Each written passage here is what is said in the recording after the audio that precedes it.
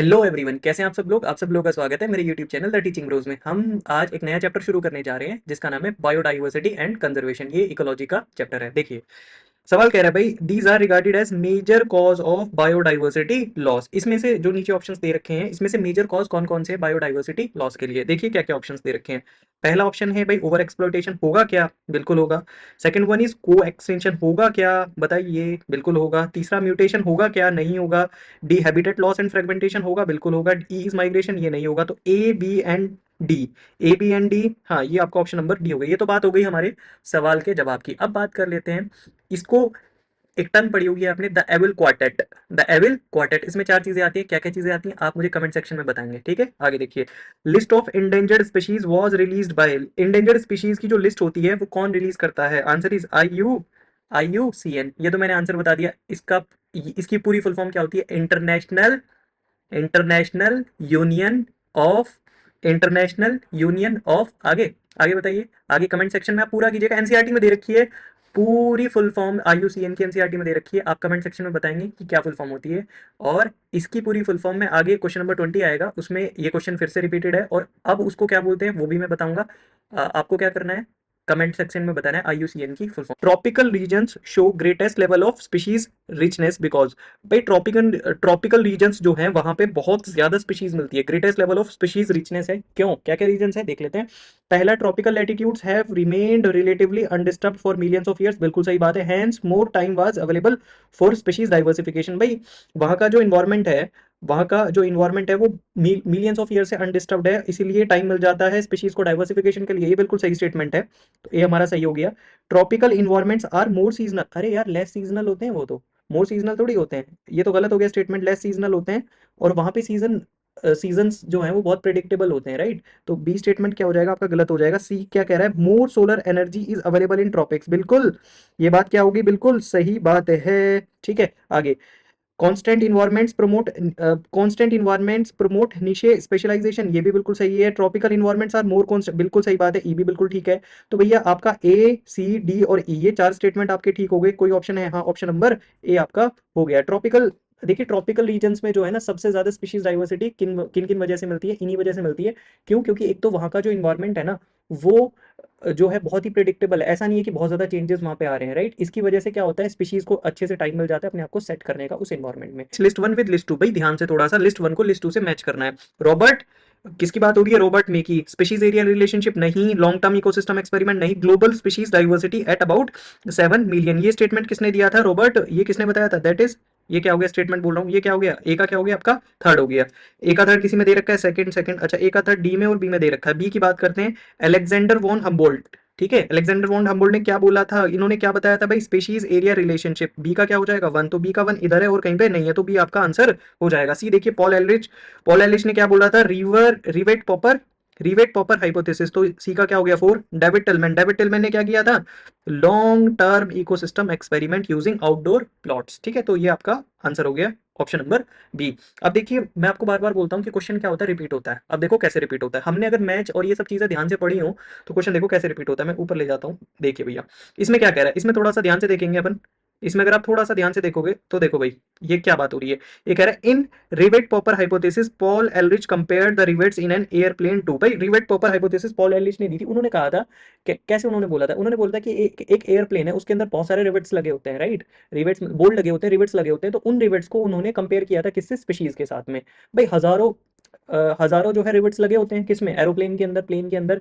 अब एक एक अगर रिवेट को निकाल दो तो कोई फर्क नहीं पड़ता, राइट? दो को निकाल दो तो भी नहीं फर्क पड़ता, लेकिन धीरे धीरे धीरे धीरे अगर आप निकालते चले जाओगे तो overall longer period of time क्या होगा? फर्क पड़ेगा। क्या होगा? जो पूरा का पूरा प्लेन है वो किस में आ जाएगा? खतरे में आ जाएगा, डेंजर में आ जाएगा। इसी तरीके से स्पीशीज का है। अगर पहले जो विंग्स हैं प्लेन के जो विंग्स हैं, अगर उनके रिवेट्स निकलने शुरू हो गए तो क्या होगा? तो जल्दी प्लेन क्या आएगा? खतरे में आएगा। इसी तरीके से उन्होंने किसको? स्पीशीज को कंपेयर किया था किसके? रिवेट्स के साथ। जीनस ऑफ स्पीशीज विधि ना, जीनस। तो आंसर क्या हो जाएगा? फिफ्थ का ए हो जाएगा। The species of plants that plays a vital role in controlling the relative abundance of other species in a community is called. इसको क्या बोलते हैं भाई? इस प्लांट की वो स्पीशीज जो एक इंपॉर्टेंट रोल प्ले करती है कंट्रोलिंग द रिलेटिव, मतलब दूसरी स्पीशीज जो हैं किसी कम्युनिटी में, उनका जो उनका जो नंबर है, उनका जो अबंडेंस है, वो इस प्लांट स्पीशीज के ऊपर डिपेंड करेगा। उसको क्या बोलते हैं? क्या बोलते, एलियन स्पीशीज। अरे यार एलियन स्पीशीज क्या होता है? एलियन स्पीशीज, एलियन स्पीशीज यानी बाहर से कोई दूसरी स्पीशीज आ गई, लेकिन यहाँ तो किसकी बात कर रहा है वो बताइए, कि उसी के ऊपर डिपेंडेंसी है। और उससे क्या है, उसके ऊपर डिपेंडेंसी इस तरह की है कि अगर उसका नंबर कम होगा तो इनका नंबर इफेक्ट हो जाएगा, राइट। तो ऐसी एंडेमिक स्पीशीज, एंडेम मतलब वो खतरे में, एंडेमिक स्पीशीज किसको बोलते हैं? ऐसी स्पीशीज जो क्या है, नंबर में क्या रहेगी, कम रहेगी, जो खतरे में है, ठीक है। एक्सोटिक्स ये भी नहीं होगा, ये भी नहीं होगा, एक्सोटिक स्पीशीज भी नहीं होगा, क्या होगा, की स्टोन स्पीशीज हो जाएगा। क्या हो जाएगा? की stone species. Answer number D. आगे देखिए, मैं इसको थोड़ा सा ऊपर ले जाता हूँ ताकि आपको देखने में आसानी हो। आगे देखिए, आगे क्या कह रहा है, देखिए भैया, ये कह रहा है आगे, which of the following is are causes of biodiversity losses. इसमें से कौन कौन से कॉजेज हैं जो बायोडाइवर्सिटी लॉसेस करते हैं। क्वेश्चन रिपीट है, तीसरी बार रिपीट हो चुका है, 7वां क्वेश्चन हम इस चैप्टर का कर रहे हैं और तीसरी बार ही कॉन्सेप्ट रिपीट हो रहा है। क्या क्या हो गया भैया? क्लाइमेट चेंज ओनली नहीं, ओनली लिखा है, ओनली, ध्यान से देखिएगा। ओवर एक्सप्लॉइटेशन ओनली, ये जो ओनली वर्ड है ना बड़ा खतरनाक है, इसकी वजह से गलत हो गया। Habitat loss and fragmentation only, इसकी वजह से फिर मामला गड़बड़ हो गया। तो ओवर एक्सप्लॉइटेशन होता है, हैबिटेट लॉस होता है और फ्रेगमेंटेशन भी होता है। तो आंसर क्या हो जाएगा आपका? ए। अच्छा आगे कह रहे हैं the among the evil quartet. Evil quartet क्या होता है? देखो भैया, एविल क्वार्टेट की अगर बात करें, किसकी बात करें, एविल क्वार्टेट की, तो एविल क्वार्टेट में क्या क्या आ जाता है? ओवर एक्सप्लॉइटेशन आ जाता है। देखो यहाँ पे ओवर एक्सप्लॉइटेशन आ जाता है, को एक्सटेंशन भी आता है इसमें, एलियन स्पीशीज भी आती है, एलियन स्पीशीज भी आती है इसमें, को एक्सटेंशन भी आता है इसमें, हैबिटेट लॉस एंड फ्रेगमेंटेशन भी आता है, ओवर एक्सप्लॉइटेशन भी आता है। तो ये सारी चीजें इसके अंदर क्या करती हैं, आ जाती है। लेकिन हमारे से पूछा गया which one is considered the most important cause जो है ड्राइविंग एक्सटेंशन ऑफ स्पीशीज, यानी स्पीशीज को खत्म करने में मोस्ट इंपॉर्टेंट रोल किसका होता है? बताइए किसका होता है, जल्दी से बोलिए। Answer is habitat loss and fragmentation. Answer क्या हो जाएगा? सी हो जाएगा, habitat loss and fragmentation, over exploitation, alien species invasion and को एक्सटेंशन आर कॉजेज फॉर। अरे भैया ये चौथी पांचवी बार आ गया, ठीक है, सवाल नंबर 9 है, चौथी पांचवी बार ही कॉन्सेप्ट आ गया। क्या होगा इसका आंसर? ये तो भैया अभी याद हो जाना चाहिए, बिल्कुल सेट हो जाना चाहिए दिमाग में। आंसर क्या होगा? Biodiversity loss. आगे देखिए, which one of the following reasons of the globe, globe की बात हो रही है, ध्यान से, ग्लोब की बात हो रही है, एग्जिबिट्स हाईएस्ट स्पीशीज डाइवर्सिटी। क्या लिखा है? हाईएस्ट। क्या लिखा है? हाईएस्ट। हाईएस्ट किसका होगा? वेस्टर्न घाट्स ऑफ इंडिया में भी है, लेकिन हाईएस्ट पूछा, वर्ल्ड में पूछा है, तो आंसर क्या हो जाएगा? Amazon forest. क्या हो जाएगा? Amazon forest. हिमालयास में भी है लेकिन हाईएस्ट पूछा है, इसलिए क्वेश्चन को ध्यान से पढ़िए। कई बार क्या होता है, कई सारे ऑप्शन ठीक होते हैं लेकिन हमें सबसे ज्यादा करेक्ट ढूंढना होता है, ठीक है। और क्या होता है, उसमें जो वर्ड्स होते हैं उनके ऊपर ध्यान देना होता है। आगे देखिए, अकॉर्डिंग टू रॉबर्ट में the global species diversity is about, कितना होगा? एनसीईआरटी की लाइन है, कितना होगा? 7 मिलियन। एक और बात, देखो भाई, लास्ट मोमेंट पे भी मैं आपसे बार बार बोल रहा हूँ कि प्लीज पीवाईक्यूज ध्यान से कर लो, ध्यान से कर लो सब। मैं पीवाईक्यूज पे क्यों ध्यान दे रहा हूँ? क्योंकि भाई जो क्वेश्चन, जैसे क्वेश्चन पहले आए हैं वैसे ही क्वेश्चन आएंगे। अगर आपने ध्यान से कर लिया ना, बहुत ध्यान से अगर कर लिए, तो मैं नहीं मानता कि आपका क्वेश्चन बचेगा। मैंने आपको 300 प्लस की बात करी थी, अगर आप जीरो पे हैं, मैं 300 प्लस की बात करी थी और आप 300 प्लस पे जाएंगे अगर आपने मेरी सीरीज को ध्यान से देखा। हमने 3 रिवीजन की बात करी है, 3 से ज्यादा रिवीजन आपके डेफिनेटली होंगे, 19 से 18 जितने भी दिन बचे हैं, I am with you, right. इस बैटल को हम जीत के रहेंगे। Which of the following is the most important for animal and plants being driven to extinction. देखिए भैया, सवाल ये इसने कान घुमा के पकड़ लिया। बात कौन सी है? वही वाली है कि जो स्पीशीज है, स्पीशीज जो है उसका वो खत्म हो रही है, एक्सटिंक्शन की कगार पे आ रही है। तो क्या आंसर था उसका? अभी तो बताया था यार, ठीक है, क्या बताया था बताइए। बताया मैंने आपको, बताया भी था, क्वार्टेट। क्वार्टेट कौन सा क्वार्टेट? कौन सा क्वार्टेट? कमेंट सेक्शन में बताइएगा कौन सा क्वार्टेट मैंने बताया था, अगर आप मेरी बात ध्यान से सुन रहे हैं तो। क्या नाम था उसका? हिंट भी मैंने दे दिया, पूरा बताइएगा उसका पूरा नाम क्या है। क्वार्टेट हिंट दे दिया, द डैश क्वार्टेट। ओके, बताइएगा। क्या भैया, most important for animal and plant being driven to extinction, क्या होगा? एलियन स्पीशीज इन्वेशन नहीं, क्या मोस्ट इंपॉर्टेंट बताना है उसमें से। उसमें को एक्सटिंक्शन भी आ रहा था, हैबिटेट लॉस भी आ रहा था, फ्रेगमेंटेशन भी आ रहा था, और भी एक दो चीजें थी उसमें, ठीक है। देखिए, तो इसमें हैबिटेट लॉस एंड फ्रेगमेंटेशन भी, उसमें सबसे ज्यादा इंपॉर्टेंट क्या था एक्सटेंशन के लिए या किसी स्पीशीज के वहां से खत्म होने के लिए? That is habitat loss and fragmentation. तो आंसर क्या हो जाएगा? बी। ये नहीं होगा, ये नहीं होगा। आगे देखिए, decline in the population of Indian native fishes due to introduction of clarias gariepinus in river Yamuna can be categorised as. क्या हुआ था रिवर यमुना में? क्लेरियस गैरीपाइनस स्पीशीज जो इंट्रोडक्शन कर दिया था फिशेज का रिवर यमुना के अंदर, क्या हुआ था वहां की, यमुना की जो नेटिव फिशेज थी उनका नंबर क्या होने लगा था? कम होने लगा था। इस फिनोमिना को क्या बोलते हैं बताइए? क्या बोलते हैं? एलियन स्पीशीज इन्वेशन, यानी बाहर से कोई आया और उसने आके जो वहां पे रहने वाले थे उनको खत्म करना शुरू कर दिया। क्या बोलते हैं उसको? Alien species इन्वेशन। डी हो जाएगा। अलेक्जेंडर वोन Humboldt describe for the first time, क्या डिस्क्राइब किया था यार? मैच करवाया था अभी, याद देखो जाके, मैच करवाया था मैंने, क्वेश्चन नंबर आई थिंक 6 या 7 है या 8, 6 7 8 पे से कोई एक क्वेश्चन है, जाके देखिए। उसमें मैंने अलेक्जेंडर वोन हम्बोल्ट मैच करवाया था, किसके साथ मैच करवाया था बताइए? स्पीशीज एरिया रिलेशनशिप, ये इन्होंने दिया था। Of the following is correctly match, हमारे से करेक्टली मैच पूछा है एरनकाइमा ओपनशिया, बिल्कुल गलत है। एरनकाइमा क्या होते हैं? एयर फिल्ड टिश्यूज होते हैं, किसके अंदर? हाइड्रोफाइट्स के अंदर, ताकि उन्हें बॉयंसी मिल सके। ओपनशिया क्या है? जीरो फाइट है, डेजर्ट में मिलने वाला प्लांट, इसके अंदर नहीं होगा। एज पिरामिड बायोम, बायोम क्या होता है भाई? इकोलॉजिकल एरिया, टुंड्रा, ये सब चीजें इसमें आ जाती हैं। एज पिरामिड क्या है? Basically pre reproductive, reproductive, post reproductive का पिरामिड बनना, राइट? तो ये भी नहीं होगा, गलत है। पार्थीरियम स्टोफोरस, थ्रेट टू बायोडाइवर्सिटी। पार्थीरियम स्टोफोरस जो है ये कैरेट वीट है या कांग्रेस ग्रास क्यों बोलते हैं आप कमेंट सेक्शन में बताइएगा। थ्रेट टू बायोडाइवर्सिटी, बिल्कुल सही बात है, ये दूसरी स्पीशीज को क्या करती है? ग्रो नहीं करने देती। It's a weed, carrot weed बोलते हैं इसको, ठीक है? तो सी आंसर हो जाएगा। स्ट्रेटिफिकेशन पॉपुलेशन, स्ट्रेटिफिकेशन जो है बेसिकली ये इकोसिस्टम में लेयरिंग होना, राइट? और इसकी बात करें पॉपुलेशन की, तो ये स्ट्रेटिफिकेशन इकोसिस्टम में लेयरिंग होना, ठीक है? पॉपुलेशन में लेयरिंग की बात नहीं हो रही है, राइट? तो ये क्या होगा? ये भी नहीं होगा। नेक्स्ट देखिए, रेड लिस्ट कंटेन डेटा और इन्फॉर्मेशन, और रेड लिस्ट के अंदर किसके कौन सा डाटा इन्फॉर्मेशन होती है? तो किसके? ऑल इकोनॉमिकली इंपॉर्टेंट नहीं भैया। Plants whose products are in inter नहीं। थ्रेटेंड स्पीशीज, बिल्कुल सही बात है, थ्रेटेंड स्पीशीज के बारे में इन्फॉर्मेशन होती है, तो सी आंसर हो जाएगा। मैरीन वर्टिब्रेट्स, गलत बात है। और रेड रेड डेटा बुक जो है ना, पहली बार कब इनिशिएट हुई थी? 1963 में, ये ध्यान रखिएगा। आगे, which is the national aquatic animal of India? Aquatic animal पूछे, national aquatic animal, answer is sea horse, गलत। क्या होगा? बोलिए। गैंगेटिक शार्क नहीं, ब्लू व्हेल नहीं, क्या होगा? River dolphin. क्यों? क्योंकि रिवर डॉल्फिन जो है आपकी मेन जितनी होली रिवर है, गंगा है, ब्रह्मपुत्र है, एटसेट्रा, इनके अंदर क्या होती है? वो पाई जाती है। Which of the following is the most important cause of animal and plant being driven to, अरे यार बिल्कुल सेम टू सेम सवाल है, कुछ डिफरेंस नहीं है, बिल्कुल सेम टू सेम सवाल। 3 से 4 सवाल पहले, या इससे क्वेश्चन नंबर 18 में कराऊँ, इससे 3 या 4 सवाल पहले बिल्कुल सेम सवाल आया था। आंसर क्या था इसका? बिल्कुल, मुझे तो आंसर भी याद होगा, क्या था? Habitat loss and fragmentation, habitat loss and fragmentation उसका आंसर था। को extension, over exploitation, alien species invasion, ये भी होते हैं, लेकिन क्या होता है? सबसे मेन क्या होता है? Habitat loss and fragmentation. अच्छा, एक और बात, मैंने आप लोगों से पूछा था क्वार्टेट, क्या नाम था उसका पूरा? द डैश क्वार्टेट, क्या नाम था? The evil quartet. तो द एविल क्वार्टेट में ये सारी चीजें आ जाती हैं, क्या? Coextinction, over exploitation, alien species invasion, habitat loss and fragmentation, ठीक है? तो सबसे ज्यादा इंपॉर्टेंट कौन सा होता है? Habitat loss and fragmentation. आगे देखिए, species facing extremely high risk of extension in the immediate future is called, उसको क्या बोलते हैं बताइए भैया, जल्दी से बताइए। एक स्पीशीज जो बहुत ही हाई रिस्क पे एक्सटेंशन के इमीडिएट फ्यूचर में, क्या बोलते हैं उसको? Critically endangered species, answer C हो जाएगा। The organisation which publishes the red list of species is IUCN। IUCN मैंने पहले भी बताया था, मैंने बोला था क्वेश्चन नंबर 20 में मैं आपको उसकी क्या बताऊंगा, मैं आपको इसके बारे में कुछ चीजें बताऊंगा। तो IUCN की फुल फॉर्म क्या होती है? International union of conservation of nature and natural resources. आजकल इसको क्या बोलते हैं? आजकल इसको बोलते हैं WCU। अच्छा, WC, एक मिनट लिख देता हूं मैं यहाँ पे, ताकि आपको जब PDF मिले तो आपको याद रहे। देखिए भैया, क्या बोलते हैं इसको? WCU। अच्छा, W से वर्ल्ड, C से कंजर्वेशन और U से यूनियन, तो वर्ल्ड कंजर्वेशन यूनियन आजकल इसको अपन बोलते हैं। Given below is the representation of the extent of global diversity of invertebrates, what groups the four position A to D represents respectively. NCERT की figure है भाई, इसमें कोई कॉन्सेप्ट नहीं है।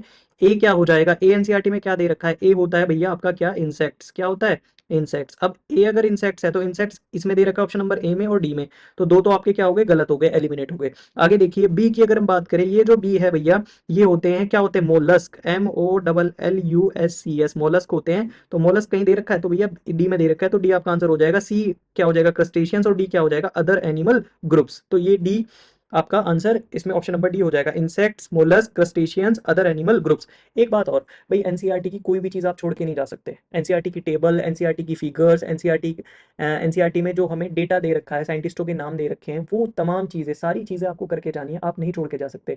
और मैं आपको एक बात बताऊं, आखिरी में किसी से कुछ नहीं पूछना है कि कौन सी बुक से क्वेश्चन करे। मेरे पास कई लोग पूछ रहे हैं कौन सी बुक कराएं भाई, कौन सी टेस्ट सीरीज, ये वो। टेस्ट सीरीज करो, अच्छी बात है, लेकिन मेरा एक ही कहना है कि एनसीईआरटी बेस्ड करो सब कुछ, और PYQs करो। आप आराम से 300, अगर आपने पहले पढ़ा है तो आप आराम से 330 प्लस 340 प्लस आराम से चले जाओगे। अगर आप जीरो पे हो तो हमारी सीरीज जो चल रही है, रिवीजन 1.0, रिवीजन 2.0 और रिवीजन 3.0 भी अभी जो हम उसे प्लान कर रहे हैं, एग्जाम से 10 दिन पहले मैं उसे लॉन्च करूंगा।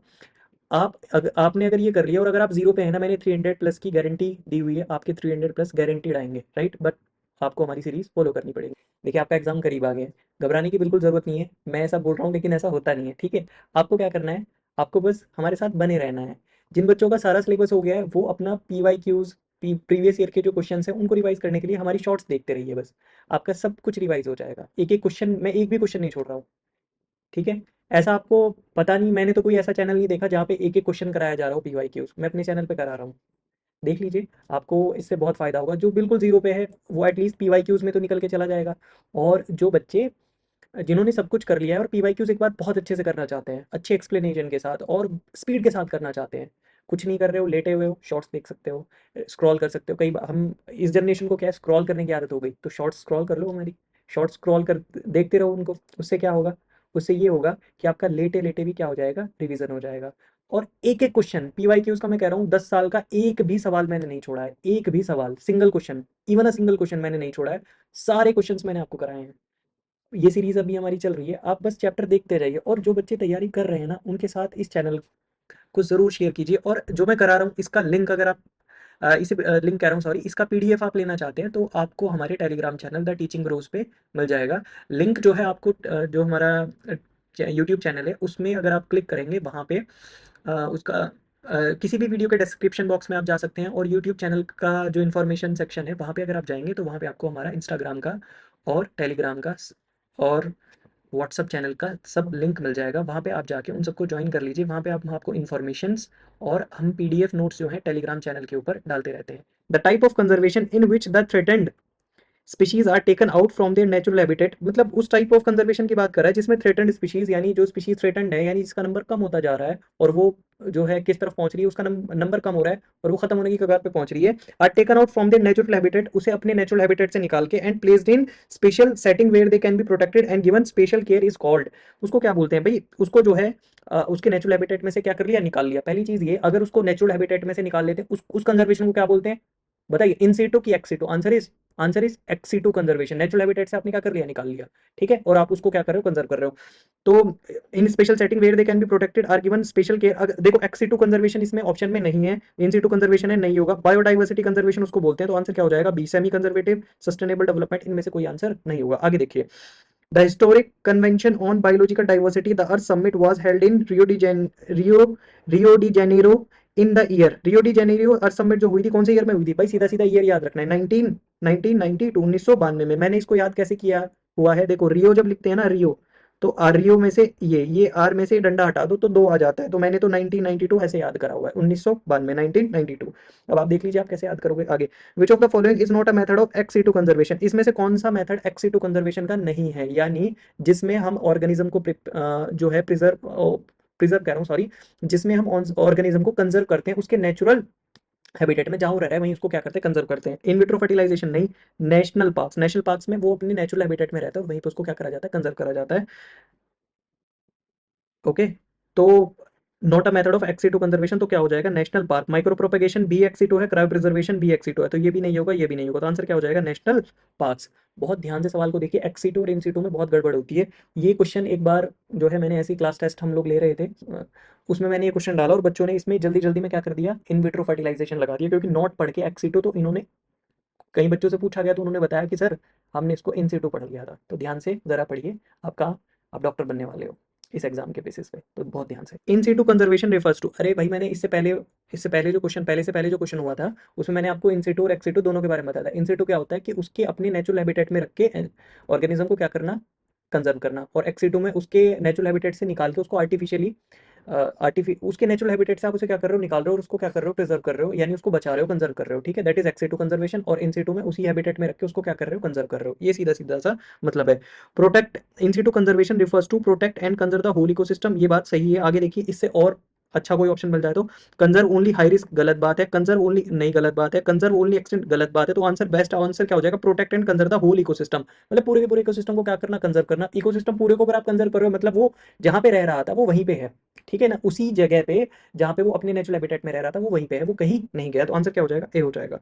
The earth summit held in Rio de Janeiro in 1992 was called, ठीक है, वॉज कॉल्ड, इसके बेसिस मतलब क्या क्या इसमें क्या क्या बात करी गई थी, देखिए, for immediate steps to discontinue use of CFC, गलत बात है, ये नहीं था। टू रिड्यूस CO2 एमिशन, बिल्कुल नहीं था। आगे, for conservation of biodiversity and sustainable utilisation of its benefit, बिल्कुल सही बात है कि बायोडाइवर्सिटी कंजर्वेशन पे बात हुई थी और सस्टेनेबल यूटिलाइजेशन पे और उसके बेनिफिट्स पे बात हुई थी, तो आंसर सी हो जाएगा आपका। आगे देखिए, to assess threat pose to native species, बिल्कुल गलत बात है, ये भी नहीं रहा। आगे देखिए, which one of the following is not a method of in situ conservation of biodiversity, इसमें से कौन सा नहीं, नॉट की बात करें, not a method of in situ conservation of biodiversity. भाई देखो, इन सीटू कंजर्वेशन भाई ये तो है, ये भी है, ये भी है, मतलब सेक्रेड ग्रुप होता है, बायोस्फीयर रिजर्व भी होता है, वाइल्ड लाइफ सेंचुरी भी, बॉटनिकल गार्डन नहीं होता, तो आंसर क्या हो जाएगा, D.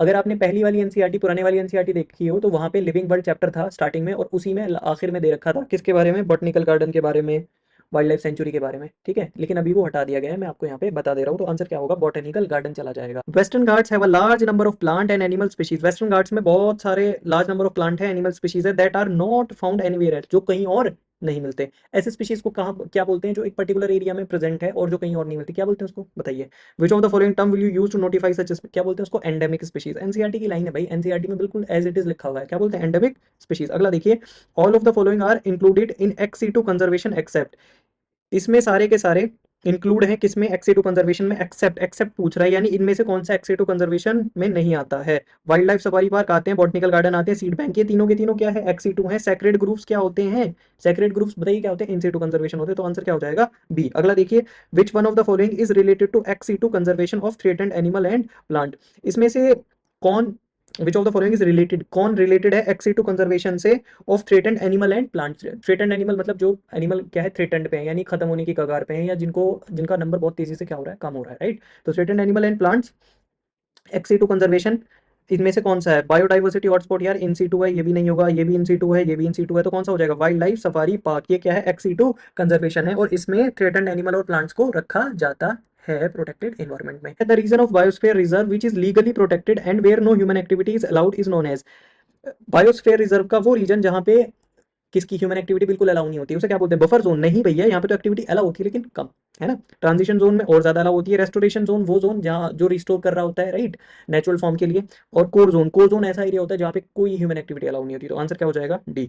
How many hotspot of biodiversity in the world have been identified till date by Norman Myers, answer is बोलिए कितने नंबर है, सीधा सीधा, इसमें कोई कॉन्सेप्ट नहीं है, बताइए क्या आंसर होगा, आंसर इज 34, सी आंसर हो जाएगा। विच ऑफ द फॉलोइंग, मैं थोड़ा सा ऊपर कर देता हूं, आगे देखिए, which of the following national park is home to the famous musk deer और हंगूल। देखो, मैंने इसको कैसे याद कर रहा था भाई, मैंने तो सीधा सीधा ऐसे याद कर रखा है कि मस्क, ठीक है ना, मुश्क बोलते हैं, मस्क बोल लो, मुश्क बोल लो, याद होना चाहिए बस, मस्क डियर और हंगूल। मुश्क नाम का ना एक खुशबू आती है, ठीक है, अतर बोल देते हैं उसको, ठीक है, उसमें से खुशबू आती है। तो भाई जन्नत किसे बोला जाता है, हेवन ऑन अर्थ किसे बोलते हैं, कश्मीर को। तो भाई कश्मीर हेवन है, तो वहां पे क्या होगा, खुशबू वगैरह भी होगी, है ना। तो मैंने तो इस तरीके से याद करा हुआ है, तो मणिपुर नहीं, मध्य प्रदेश नहीं, अरुणाचल प्रदेश नहीं, तो क्या है, सीधा Jammu and Kashmir, Dachigam national park, Dachigam national park, तो ऑप्शन क्या हो जाएगा, डी हो जाएगा।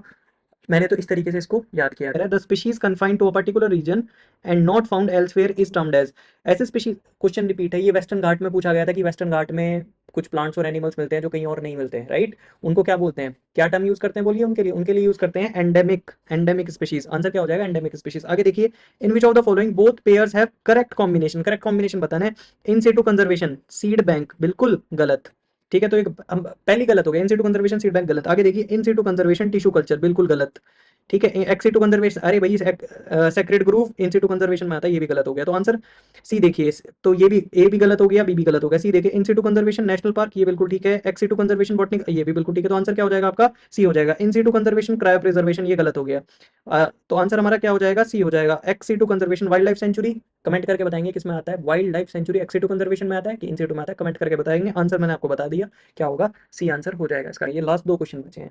मैं बस आपसे यही कहना चाहता हूँ कि आप हमारी सीरीज को बहुत ध्यान से देखिए और इसको फॉलो कीजिए, आपको डेफिनेटली, डेफिनेटली कह रहा हूँ मैं, आपको बहुत ज़्यादा फायदा होगा। एक एक सवाल मैं आपको करा रहा हूँ, ठीक है। देखिए सवाल क्या कह रहा है, cryo preservation of gametes of threatened species in viable and fertile condition can be referred to as, cryopreservation करना गैमीट्स का थ्रेटेंड स्पीशीज के, ठीक है, वायबल और फर्टाइल कंडीशन में, उसको क्या बोलते हैं, ये इन सिटू कंजर्वेशन है, पहली बात ये गलत। इन सिटू क्रायो प्रिजर्वेशन बिल्कुल गलत, इन सिटू कंजर्वेशन ये भी बिल्कुल गलत। यार इन सिटू कंजर्वेशन होता है क्या, क्रायो प्रिजर्वेशन क्या होता है, basically cryo preservation ex situ conservation है, तो एक्स सिटू कंजर्वेशन ये बात ठीक है, एडवांस्ड है, बिल्कुल सही बात है, advance ex situ conservation of biodiversity, बिल्कुल सही बात हो गया, तो डी हो गया आपका। एक्स सिटू कंजर्वेशन किसे बोलते हैं, ex situ conservation natural habitat से निकाल के उसको क्या करना, आर्टिफिशियल मीडियम देकर उसको क्या करना, प्रिजर्व करना, राइट, कंजर्व करना, उसको क्या बोलते हैं, एक्स सिटू कंजर्वेशन। इन सिटू उसी इन्वायरमेंट में, नेचुरल हैबिटेट में जहां वो रह रहा है वहीं पे उसको क्या करना, प्रिजर्व करना। आगे देखिए, an example of ex situ conservation is, यार मक्खन सवाल है, कम से कम 4 या 5 बार रिपीट हो गया, पिछले 10 सालों में अगर देखा जाए तो 4 से 5 बार यही सवाल रिपीट हो रहा है, in situ ex situ, in situ ex situ. तो इन सीटू एक्सीटू कंजर्वेशन पूछ रहा है, नेशनल पार्क होगा क्या? नहीं। In situ wildlife sanctuary नहीं होगा, सेक्रेड ग्रूव नहीं होगा, तो क्या हो जाएगा एक्सीटू में? बोलिए, answer is B, seed bank. बहुत बहुत शुक्रिया आपका ध्यान से सुनने के लिए।